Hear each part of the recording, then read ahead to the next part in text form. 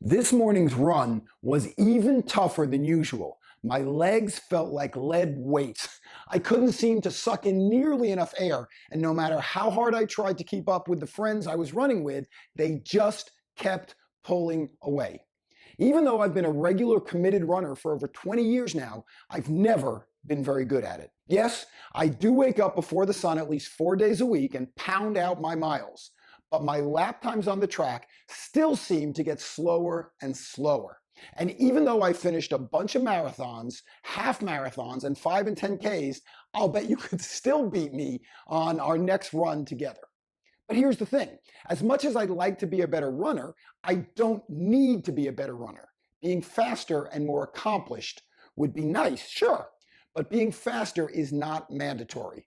I'll keep feeding my running habit even when my mornings are just as difficult as today's was.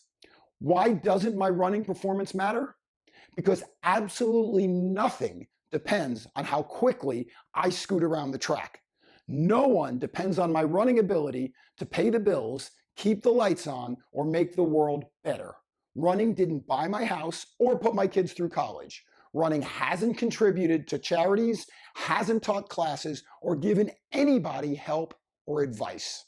It's paid dividends, certainly, but most of them are subjective.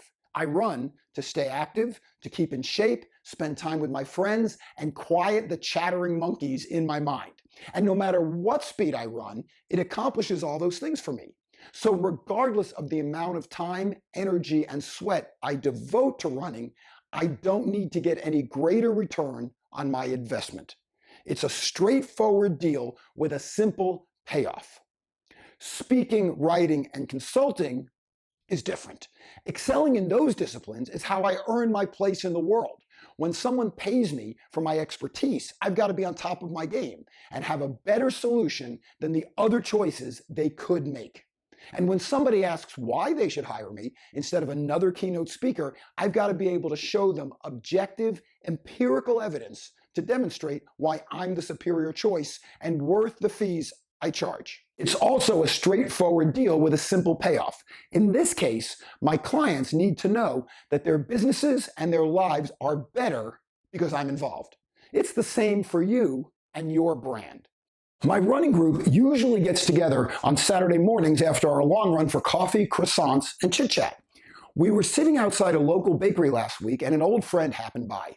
She mentioned how much she enjoyed a recent blog I had written about the importance of charging what your services are worth. She told me that a potential client was angling for a discount on her real estate commissions. His reason for not wanting to pay her full fee was that he was a lawyer, although not a real estate attorney. He believed he could manage most of the paperwork on the dream home he was buying for himself.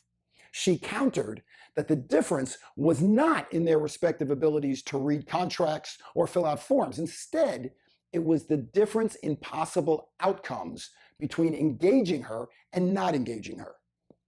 If you don't hire me, she said, my life won't change much. Sure, I won't earn your commission, but I'll use the time to find another client and make another deal. Ultimately, I'll make just as much or maybe more than if I worked with you. But if you decide not to do the deal with me and something goes wrong, your life could change drastically. There's no end to how much a mistake in such a significant purchase could cost you. So my commission is a bargain when you consider the peace of mind that my knowledge, experience, intuition, and technical abilities give you. In other words, if you think hiring a professional is expensive, just wait until you hire an amateur. With that, she said, she slid the contract back across the table and handed him her pen to sign it with.